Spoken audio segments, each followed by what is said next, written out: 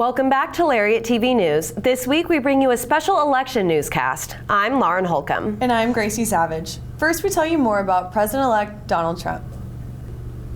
Donald Trump won the 2024 election in a decisive fashion and is set to become the 47th president of the United States. The president-elect kicked off his campaign right here in Waco in March of 2023 and has now achieved what Trump labeled as the greatest political movement of all time.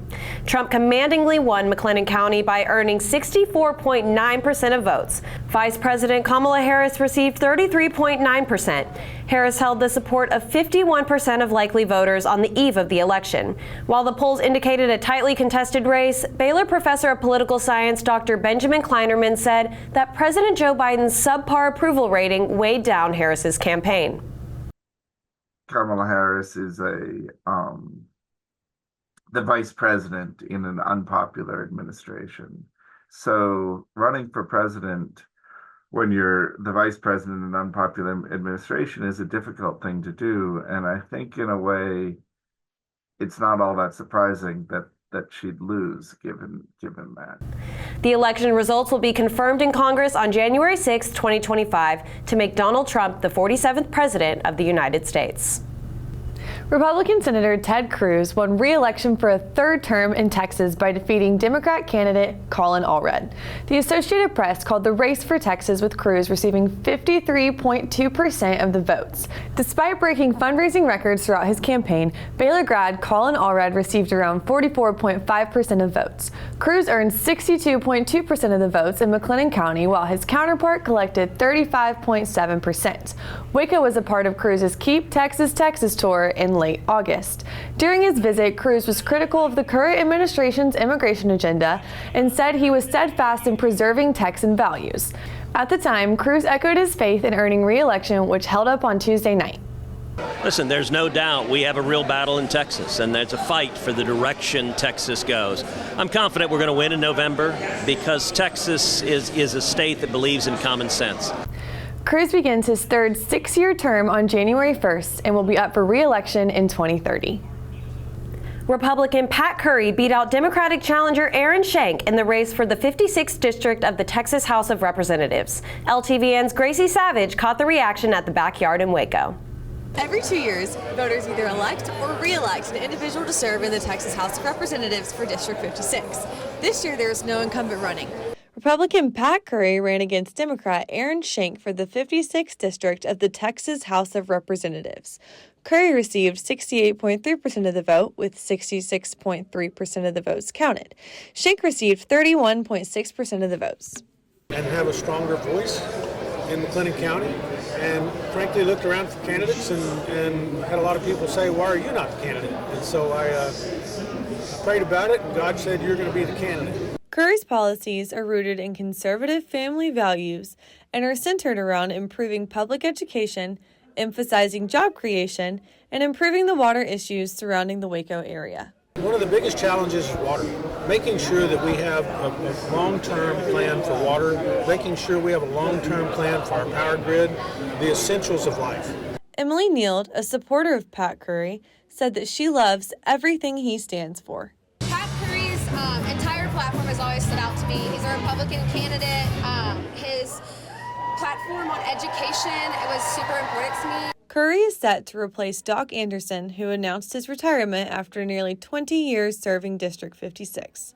Curry said that he is excited to get the ball rolling on what he has planned for District 56, but most importantly, bringing God back into decision-making.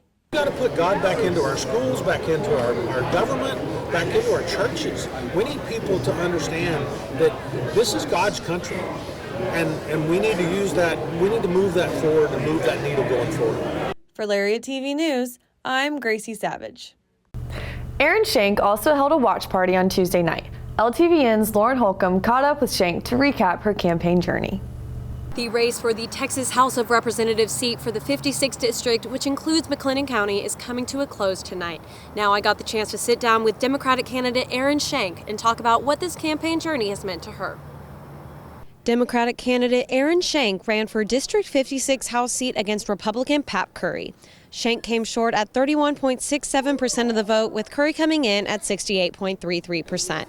Neither were incumbent to the seat, but this was Shank's second campaign for Texas House. This time around, Shank focused on women's reproductive rights, public school funding, and putting an end to gerrymandering. Texas is a gerrymandered state. The Republicans have drawn the maps in the Texas House and Senate so that Democrats can't win. Supporter Scott Nix said he's known Shank for 20 years, and his vote was a vote against the issue of school choice or public funds supporting private schools. The most unusual 8 years since Donald Trump came on board. I've been around, I'm 66, so I've been around several elections. I've never seen something like this, and I don't think the United States ever will see it again. Shank used to identify as a Republican herself, but she shifted to Democrat in an attempt to pull the party back to the middle. I can't tell you how many Republicans have come to me and said, I'm going to vote for you, even though I've always voted red, because the Republicans have just gotten too extreme. Women dying in ERs with no health care, our hospitals begging for money that they're turning down, and defunding our public schools where 95% of our kids are educated. That's too extreme. That's too extreme. Shank said no matter the outcome, she is proud of the progress Democrats in McLennan County have made over the past 4 years. I'll always be active in local Democratic politics, and I just have loved every second of this campaign. It's been wonderful. I wouldn't change a thing. For Lariat TV News, I'm Lauren Holcomb. With close races all around the county, Republican Donis D.L. Wilson won the tightly contested McLennan County Commissioner election. His margin of victory was less than 3.5%, making this one of the most narrow races in McLennan County. A major part of the county commissioner's role is that local roads are maintained. Wilson's campaign was centered around ensuring the safety of students in schools and that road conditions need to improve. Road and bridges are the first responsibility of the county commissioner, and we've been neglected out here probably for 35 years. So that's my campaign really, is to get the road and bridges fixed. Wilson will begin his 4-year term as county commissioner in January. Wilson's opponent, Jeremy Davis, might have lost the county commissioner race, but says he still strives to make an impact in the county that he was raised in.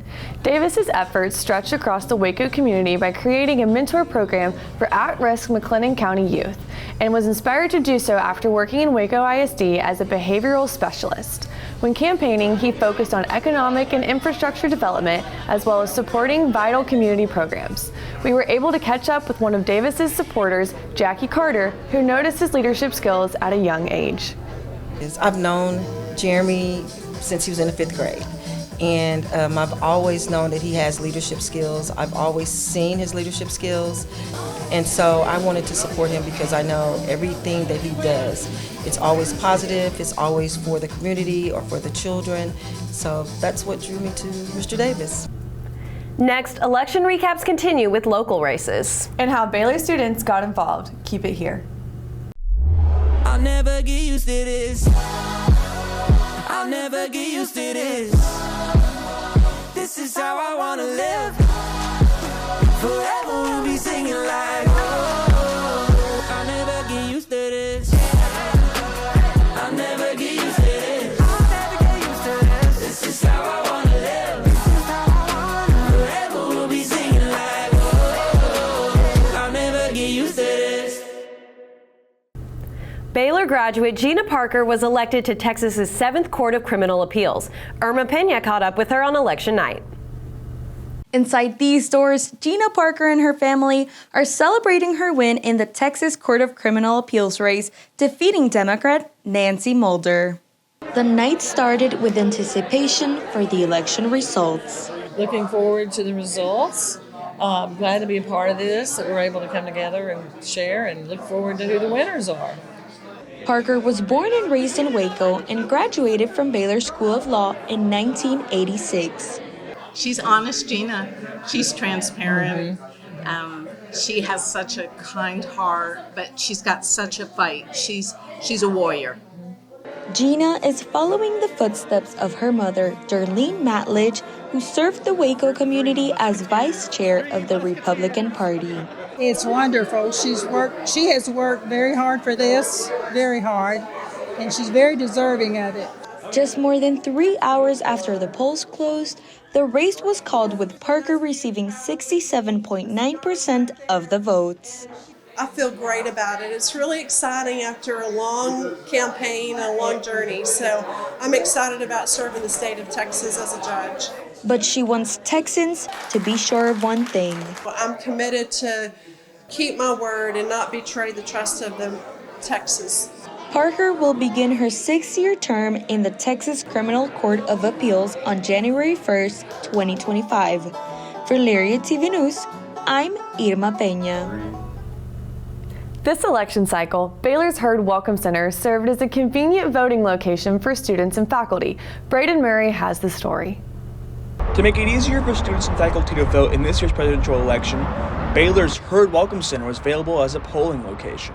It was really convenient and helpful. We just walked straight from class. We got out of class like a couple minutes early, so we beat the rush and everything, and that was really nice. Yeah. It was great. For many students, this was their first time voting. 5 minutes away from my dorm, being able to just, walk straight there, get it done, voice my opinions in the country was just awesome. Students said it was super easy to vote there, having to wait less than 15 minutes. Yeah, it was really easy, honestly. I thought it was going to be a lot harder, but I just got in line and gave them my ID, and they gave me my ballot. While a few students are staying up to watch as results come in, many will just check in the morning. It seems like with this election, we won't know until later Wednesday anyways, so not really going to lose sleep over it. Yeah. Okay. I'm going to stay up. I feel like I'm not going to be able to sleep. I'm going to be curious. Yeah, I want to know. I want to stay updated. By the time polls closed at 7 p.m., there was no one there remaining at the Hurd. For Lariat TV News, I'm Braden Murray. One student group took it upon themselves to hold a night of worship before watching election results come in. Claire Marie Scott brings you the details. Tuesday night, the Baylor chapter of Turning Point USA held a worship night and watch party for the election, hoping to promote unity and love within the campus and country as a whole. My friend Holly just said, hey, I'm putting on this election watch party, and I said, it would be good if you would want to pray for our nation, because since we're Christian, and since America, is this beautiful country that we live in, that we're so blessed to live in, we got to be praying and we got to submit it to Jesus. The idea to have a worship night ahead of election results came from a desire to surrender the night to the Lord. I'm not here to promote a political agenda. I'm here to promote the name of Jesus. Well, you can say like in the spiritual kingdom of God, but the kingdom of God is very real and is at hand, as Jesus says. So that's kind of why we're here tonight. We're here to praise the name of our Lord Jesus and just dedicate this night to Him so that His rule and reign can be over our nation. The chapter has been engaging with students all semester by doing activities like tabling in Fountain Mall, which helps to achieve a goal of theirs. Turning Point, our mission has really been just engaging with the campus and having a presence on campus for conservative students to join us and to just have polite civil discourse with those who disagree with us. Executive member Peter Fernandez is optimistic about the future of the country and is hoping to see a big return to Christ. Even if this is a turning point our country comes to, where we win an election like this, and there's a huge turning to God, I think that would be one of the best things that could ever happen to America, but also to the world, because Jesus is Lord. For Lariat TV News, I'm Claire Marie Scott. The Democrats at Baylor had a watch party of their own Tuesday night. The organization held numerous events leading up to the election to make their voices heard at Baylor. Even though they did not get the results they hoped for, they said these events will continue around campus. Leading up to the race, students were concerned that some people felt discouraged to vote. However, members of the club stressed the importance of voting and trying to make a change. Advise everyone that they should vote because your voice has to be heard. And whether you want to change your state or you want to keep it the same way it is, you must be heard. In sports, men's basketball is back, and we preview its big game in Dallas. And we'll show you an underdog story from men's tennis.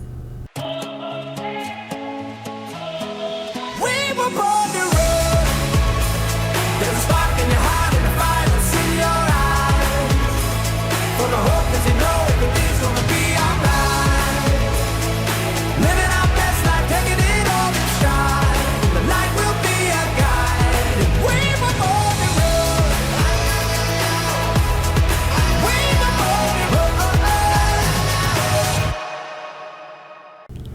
Women's basketball tipped off its 2024-25 regular season Thursday night. Claire Marie Scott takes you courtside to recap Baylor's dominant win over Incarnate Word. Baylor women's basketball opened up their season with a powerful 85-33 win versus Incarnate Word Thursday.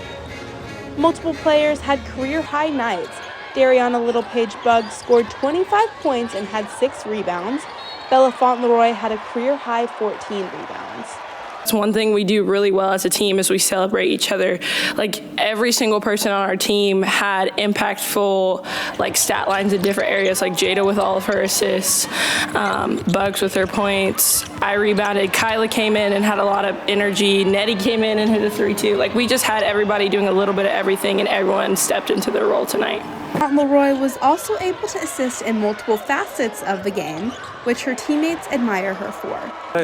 No, to play with Bella, she's very versatile. She's always where she needs to be, and she also just brings a ton of energy. So playing with her is really fun, and then it's easier because she's a great passer, a great shooter. She just does all the things, and you don't have to ask her to do it. She's just going to do her job. In the first half, the Bears struggled to put up big numbers, but in the second half, the Cardinals were held to just 14 points, while Baylor added 47. Big part of it. I thought the game was really slow in the first half. I thought our bench came in and changed the energy right away in the first quarter and got us in transition some. But I thought that unit did a really good job starting the third quarter of defending, getting in transition. After tonight's win, the Bears are confident heading into the rest of the year. Group is going to do a lot of special things this year. I think anyone who was watching the game tonight can see how we're starting to gel and how we've already gotten to know each other very well and what we like on the court. There are certain things that we're still working on as a team, but I think everyone is starting to really figure out their individual roles and what they can bring. Looking ahead, Baylor is traveling to Oregon to take on the Ducks on Sunday. For Lariat TV News, I'm Claire Marie Scott. After a disappointing performance against number 6 Gonzaga Monday, Baylor men's basketball will look to bounce back against number 16 Arkansas. The Zags took the season opener 101-63, handing Baylor its biggest loss since 2007. The Bears will look to play complementary basketball after shooting 3 for 21 from 3 and having 12 turnovers on Monday. Arkansas is led by new head coach John Calipari, who is aiming for back-to-back wins after defeating Lipscomb 76-60 Wednesday night. 12 turnovers and only 8 second chance points. That's not Baylor basketball. So for Baylor fans that stayed up, I promise we will get a lot better, and we will give you a better effort than this. Saturday's tip-off is set for 6:30 at American Airlines Center in Dallas. It took longer than he probably wanted, but in his 5th year, Dave Aranda finally beat Baylor's biggest rival, TCU. Braden Murray has the story. In 2013, Baylor football won their first Big 12 championship and won it again in 2014. Members of those teams were honored during Baylor's 37-34 win over TCU, Baylor's first home win over the Frogs since 2014. Just getting to honor them with this win was just kind of the biggest thing. That was also another focal point going into the week. And just Coach Aranda was just talking about these teams, they're going to be there. So basically, how do we want to be remembered just moving forward with this TCU team? Because this is the oldest rivalry in Texas, and so coming out on top is always a great thing.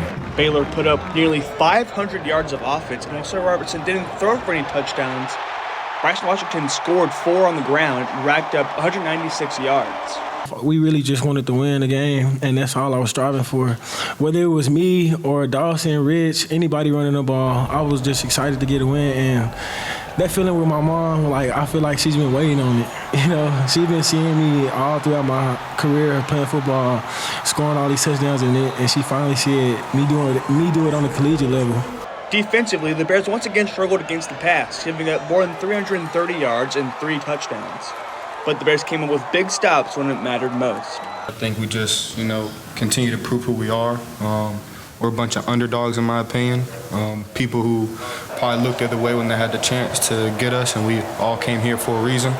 And we're just taking it day by day and attacking the opportunity and, putting all our love into the sport and, trying to do something great for the university. The Bears have this weekend off, but next week play West Virginia and Morgantown, a place where they have never won. For Lariat TV News, I'm Braden Murray. After years of hard work, one athlete finally achieved his childhood dream of becoming a Bear. Here's the story. Senior Quentin Van Wyck from Curaçao began playing tennis at age 4. By the age of 7, he had played in his first tournament and has not looked back since, coming to the United States to pursue his tennis dreams. I mean, coming from Curaçao, it was definitely tough, you know, having to always work hard, always having to try and achieve the best out of myself, which was definitely the biggest reason why I always pursued for more. Quentin started out at D2 Davenport before making the jump to D1 at Nebraska Omaha for 2 years. For his final year of collegiate tennis, Quentin transferred to Baylor, a goal of his ever since he was a little kid. As a young kid, I've always looked up to Baylor. I was looking at the tennis matches of Florida and the finals of NCAAs, and I was blown out of my mind. I was like, Baylor, that's like my dream school. Quentin's dream would come true when he played against Baylor while at Omaha, and Baylor head coach Michael Woodson took notice. What was interesting was I remember him standing out to me. You know, it wasn't paying a lot of attention, but his match with Devin was a really good match, and I saw a lot of positive things. And when I saw his name pop up on the transfer portal, I couldn't put my finger on it, but I was like, this guy impressed me. You know, I want to talk more to him. And so we went back and we watched the video, and we saw a lot of good things. While his journey hasn't always been easy, Quentin views challenges as not setbacks, but stepping stones that push him to work harder. If you would ask me 3 years ago today what I would think of that I was doing in 3 years, if that makes sense, I would never say attending Baylor. Like, that is one thing that I can write down on paper right now, and that is something I would never think of. And I think the biggest lesson I learned is to like always just keep working hard. For Lariat TV News, I'm Aiden Pham. This weekend, men's tennis is competing in the ITA sectionals in Dallas. Well, that's all for Baylor Athletics this week. We'll be right back here next week with more on your favorite teams. Back to you, ladies. Thanks, Aiden. That wraps up this week's newscast. For more Lariat content, follow us on YouTube and Instagram at Baylor Lariat. We hope you have a great week, Baylor family, and we'll see you again next Friday. And until then, have a great week, and as always, sic 'em Bears.